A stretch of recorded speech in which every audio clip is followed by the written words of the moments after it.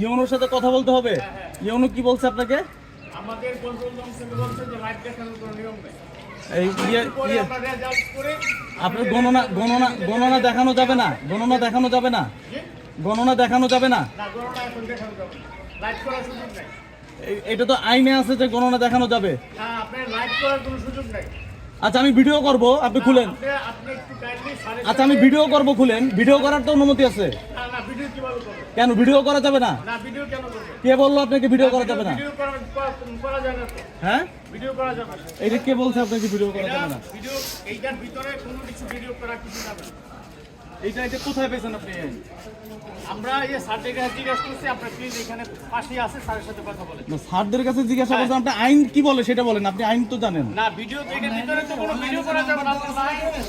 ভাই আমরা তো জানি যে ভিডিও করা যাবে এবং এটা সব জায়গায় হচ্ছে। এটা নিয়ম অনুযায়ী তো বলা আছে যে এটা করা যাবে। না করা যাবে না, করা যাবে না। এটা কেমন কথা?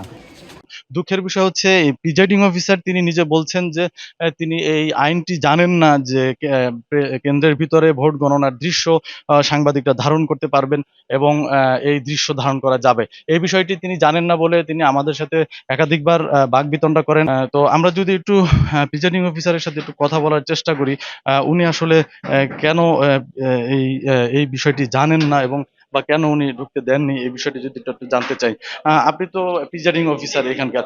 আচ্ছা আপনি কি আইন সম্পর্কে আগে জানেননি যে না না এটা ধারণ করা যাবে? না, এটা আমাদের কিভাবে একটা নির্দেশনা ছিল আর কি, যে এটা ভিডিও করা যাবে না বা ইয়ে করা যাবে না, নির্দেশনা ছিল। এই নির্দেশনাটা কে দিয়েছেন এবং কখন দিয়েছেন আপনাকে?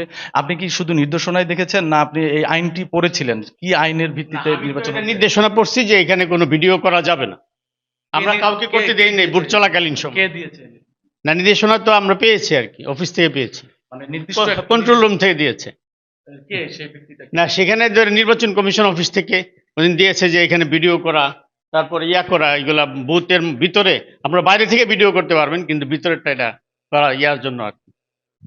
আপনি কি আসলে আইনটি সম্পর্কে পুরোপুরি পড়েছিলেন কিনা? না পড়ছি, আইন তো পড়ছি অবশ্যই। সেখানে কি আছে? না, এটা আমি মানে আমি যে ক্লিয়ার, স্যাররা আমাদেরকে যে ট্রেনিং এ ডাকলো, ডাকার পরে আমি আমাদেরকে এই জিনিস নির্দেশনা দিছে, আমি নির্দেশনা ফলো করছি। জি, শুনছিলেন প্রিজাইডিং অফিসারের কথা। আমরা যদি বলি যে আমরা ঢাকা ১৯-এর বিভিন্ন কেন্দ্র ঘুরে দেখেছি। কেন্দ্রগুলোতে সুষ্ঠুভাবে নির্বাচন অনুষ্ঠিত হয়েছে এবং নির্বাচন পরবর্তীতে কিন্তু কেন্দ্রগুলোতে এখন ভোট গণনা চলছে এবং আমরা প্রার্থীদের সাথে কথা বলেছি। প্রার্থীরা বলেছেন যে নির্বাচন খুবই সুষ্ঠু এবং সুন্দর হয়েছে। নির্বাচনের কোনো রকম অপ্রীতিকর ঘটনা ঘটেনি। তো এই ছিল ঢাকা ১৯-এর নির্বাচনের সর্বশেষ খবর।